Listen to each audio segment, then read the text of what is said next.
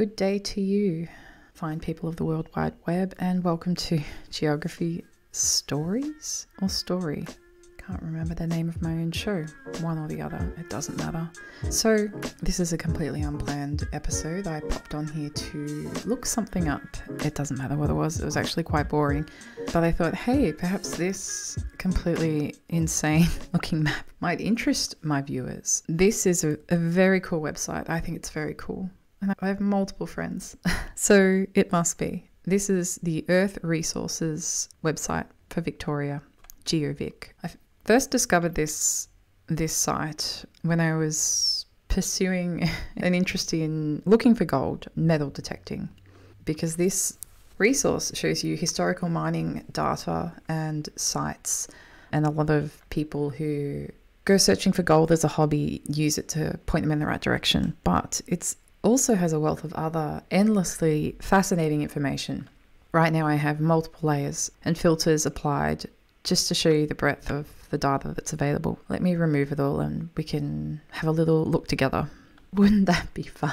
Okay, so here we have a completely empty Victoria now. And yeah, let's take a look at some of these filters. Then perhaps we'll compare them to Google Maps so you can see the things that are highlighted on this map. Some things you won't see because, for example, a seam of gold obviously won't be visible because it'll be under the ground, or perhaps an earthquake epicenter you also won't see unless there's some ejecta. That's a word you learned from a previous episode, lying around. So let's begin with something fun. Let's look at eruption points. So I select eruption points, and here you can see a conglomeration, I hope that's the right word, a collection of eruption points located in this area. I might just put in roads as well, and where are we? Towns in too. Usually helps. There we go. See how much it helps? So as you can see, there's a sort of cluster of eruption points around this area of northwest of Melbourne in eastern Victoria. East-west Victoria? Whatever. In the Ballarat region. So famously, it's very common to find gold around places with a lot of seismic or geo activity, so where volcanoes and earthquakes have occurred in the past. There are no active or dormant volcanoes left in Australia. They're all extinct. But back in the day, this place was popping off and it spewed out a lot of gold. There's a lot of gold in these areas. So as you can see, Ballarat, famously a gold-bearing town. This is known as the Golden Triangle around here. It goes from like Ballarat to Bendigo and I don't know, somewhere out here. These eruption points, multiple eruption points. Could you imagine the hellscape that it would have been around these parts? Leonard's Hill. So I'm not sure if they're actually volcanoes themselves or just spots where lava happened to spew out. I don't know. You can find out. No, we can't. Usually when you do that, it brings up a little... There we go. So highlighted this one little eruption point, Leonard's Hill. How do we know it's an eruption point? So they obviously did a geological survey and concluded that Leonard's Hill was an eruption point for some reason. Perhaps we should go and have a look at it ourselves and decide whether it is or not. We might have to pick a more obvious looking eruption point, I think. All right, let's pick a big one. Let's add earthquake epicenters to the mix and see if that can perhaps point us in the direction of... Jesus. The bigger the circle, obviously, is the bigger the earthquake. So there's this little cluster, newer volcanic group. So the newer the volcano, the more obvious it'll look on the surface. The older the volcano, it'll just be an eroded stump, if you will. So these volcanoes are a part of a newer volcano cluster. Fascinating stuff. Now let's go check that out on the old Google Maps, or, you know, satellite imagery. Here it is. Here's Mount Fraser. So it said it looked like it was 3 peaks. Here you can see this mountain covered in grass. That photo of it over the moon over the mountain, I thought that was erupting. Look, it even looks like there's snow in it. This mountain must get a little bit of snow. That's incredible. It can get very cold down here. This is just near Wallen, I think. Yeah, not too far from Wallen. So this is a volcanic eruption point. Okay, Now let's look at something else. All right, so here we can see these defined areas are wind farm properties. I don't know what the difference between, say, green and blue is. The legend says approved, operating, and under consideration. So let's look at an operating wind farm. Let's find a big one. So between Lexington and Learmonth, there's a nice looking wind farm. All right, so here's some of the wind farms here, identifiable by these pretty cool shadows. For some reason I thought they would be closer together, but they're not. Yeah, wind farm area. One of our silly past conservative leaders said that they were a blight on the landscape, these wind farms, but I think they look nice, and I mean, they're so happy to gouge a hole into the earth and rip precious minerals from its core. But this is a blight. Isn't this fascinating? Eruption points in wind farms. Now let's look at something else. I'll look at a couple more things, guys, okay? It's not the end of the world. Just sit through this. All right, so I've selected geologically significant features. What are they, pray tell? Significant internationally, nationally, regionally, state, local, or unknown significance. Let's look at these glaciated pavements.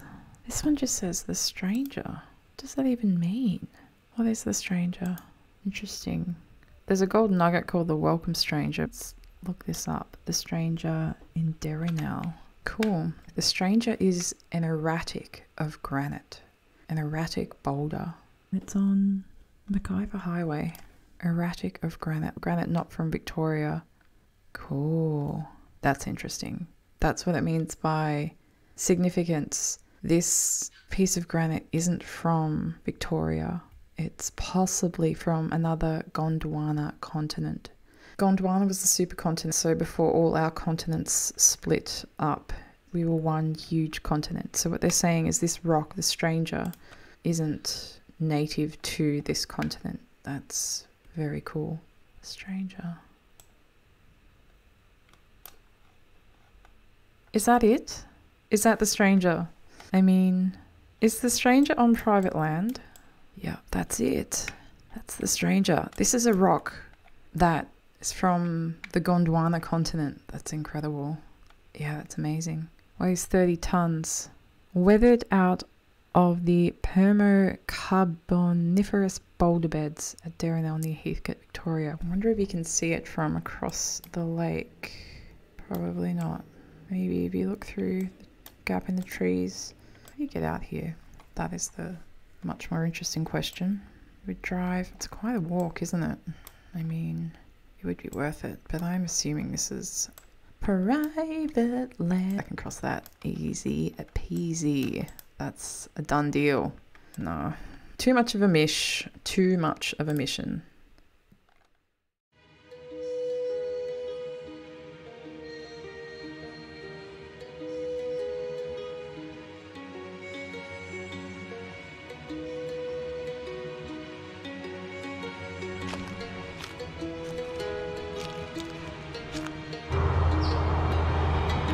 Somehow get across this. Bit of a pickle, hey. Maybe I can cross here.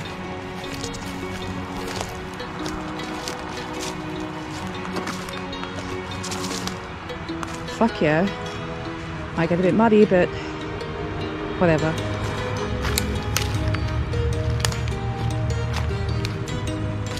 Oops, slippy.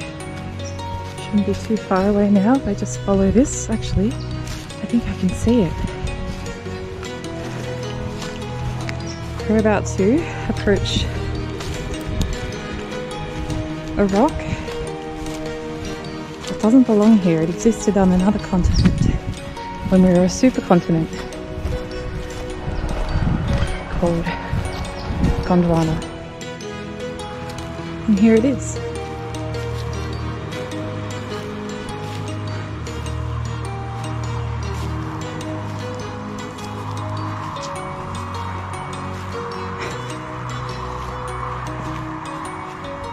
Wow.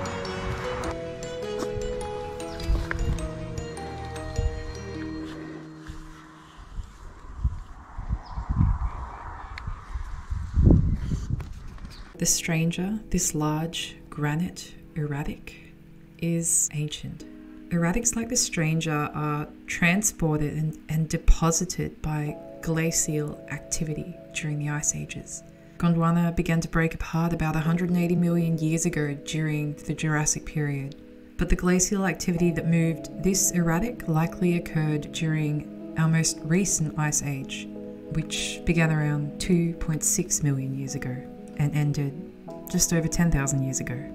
Gondwana included present-day South America, Africa, Antarctica, India, and Australia. This granite erratic was picked up by one of these mega glaciers while the continents were still connected, and began the long journey that carried it to its current location. You might cringe when I say this, but I found viewing The Stranger a humbling experience. I know I've mentioned the sublime on this show before. It's that mixture of awe and terror you can feel all at once, looking at a mountain, maybe. Shelley wrote it about Mont Blanc. Deep time is an idea that's hard to get your head around. This piece of granite has outlasted any human civilization, and our existence is merely a blink in the timeline of Earth's history. The Stranger arrived here anywhere between 2.6 million and 10,000 years ago, but its life began long before that, deep within the Earth's crust, and takes millions and millions of years to cool, beginning as molten magma and then crystallizing into a rock. The tectonic plates push the granite to the surface, kind of in the way a mountain is born, leaving it exposed. That's when the glaciers pick it up.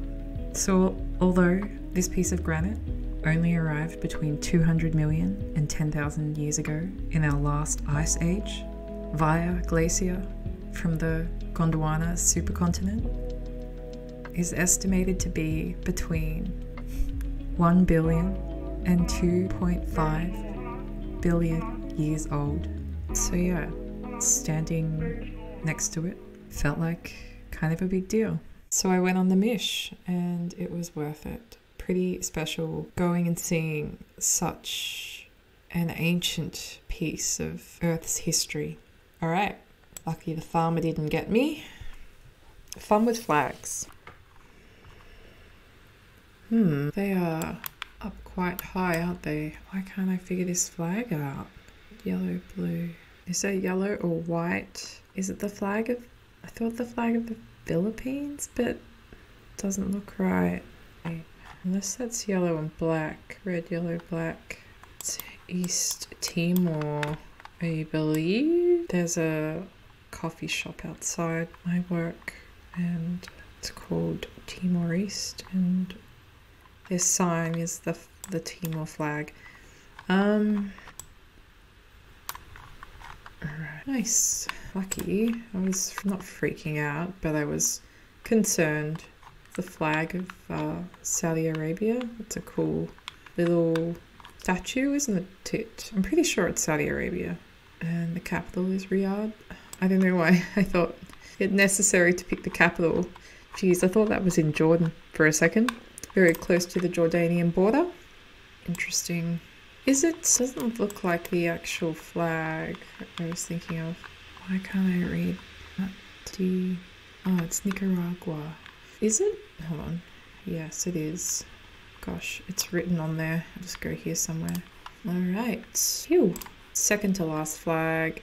Shit, we're in trouble. San Marco. Maybe that's a clue, actually. Perhaps it's an Italian colonized place in Africa, somewhere in the Horn. San Marco might not necessarily be the name of the place. I think it's just perhaps the name of the pizza shop. So I know like it could be Somalia and maybe even Ethiopia. Not sure about Djibouti. I think I'll go Somalia and I'll pick somewhere around here. That'll do. Nope, it was Togo. Just a pizza shop in Togo. Silly me. Trouble again.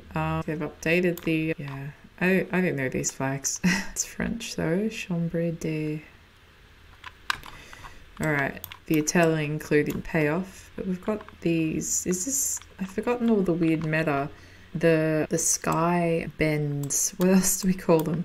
I can't remember if they were for Ghana or for Senegal. I can't remember. Ghana or Senegal. Well, what does it look like? It's a cow. It's having a rough day. Shit. I can't remember. I'm gonna go Senegal.